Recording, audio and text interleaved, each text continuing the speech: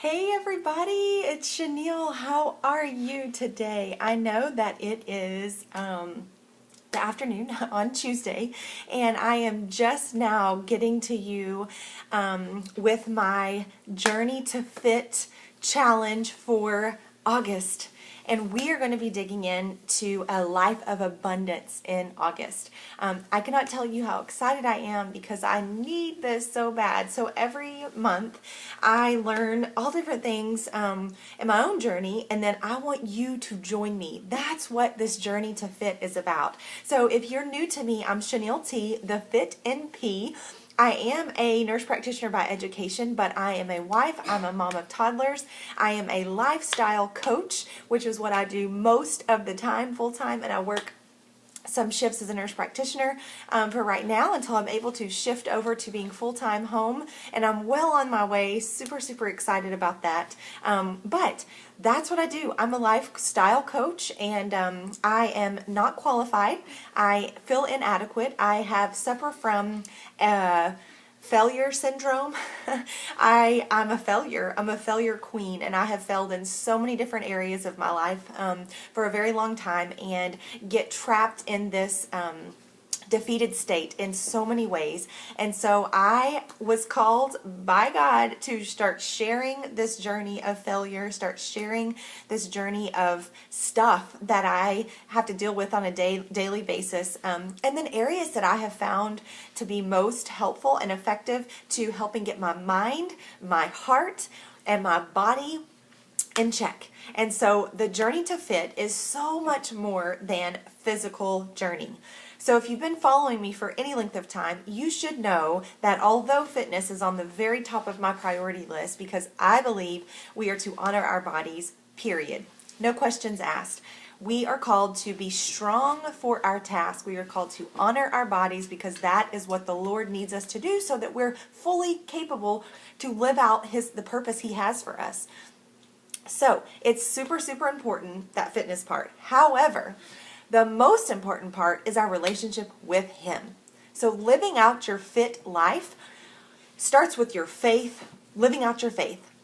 That's the most important. And ways that I do this, in ways that I teach you guys to do this, is through some scripture writing. Something super simple that you can do on a daily basis is write out your scripture.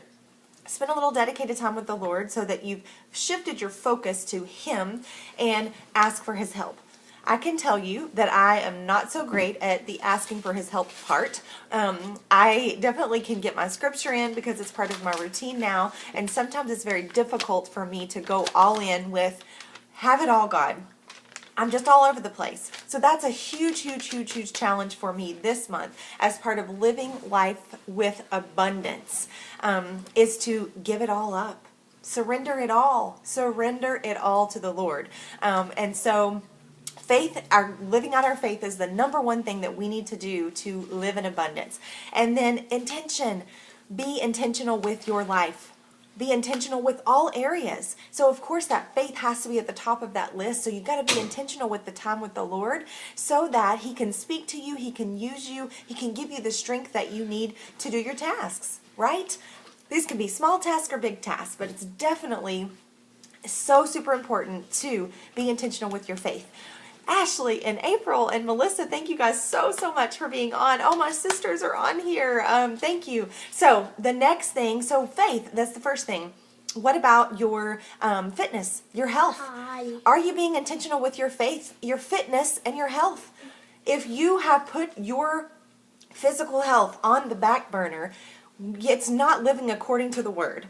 God says you've got to be healthy for your tasks. He's got so much stuff planned for you and put in front of you. But if we cannot fully step into those roles, we will never be able to receive this abundant life that He has called us to live.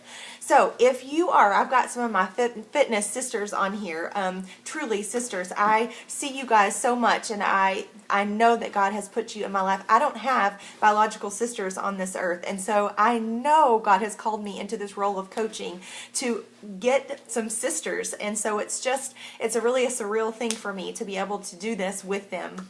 So we have accountability, we have group, we have a team to make sure that our health is is at the top of the priority list, because it's biblical, because we know that God has called us to something greater. And if we aren't making ourselves and our health a priority, then we will not be able to fully get into the task that God has for us. I'm sorry, it's just true. I know that it's a touchy subject, and sometimes we don't want to fully accept and believe that we need to be healthy, but God called us to take care of our temple. Matter of fact, He called us to be an example to the rest of the world. So if we are not healthy, then our example is not as what Christ would want it to be.